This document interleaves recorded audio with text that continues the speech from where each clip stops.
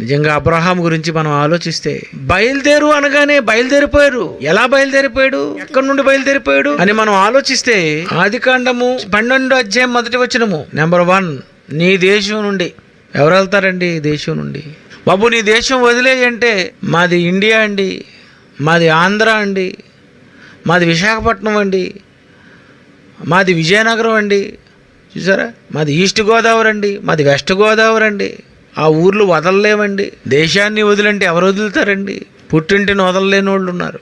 మా ఊరంటే అది పచ్చి పల్లెటూరు అయినా అందులో ఏమీ లేకపోయినా నిజంగా మా ఊరు ఎంత గొప్పగా చెప్తారండి. నీ దేశాన్ని విడిచిపెట్టు, నీ బంధువుల్ని విడిచిపెట్టు, నీ తండ్రిని ఆ ఇంటిని విడిచిపెట్టి నువ్వు బయలుదేరిపోవాలి అనగానే బయలుదేరిపోయాడంటే ఇంతకంటే గొప్ప సాక్షి ఎవరుంటారో చెప్పండి.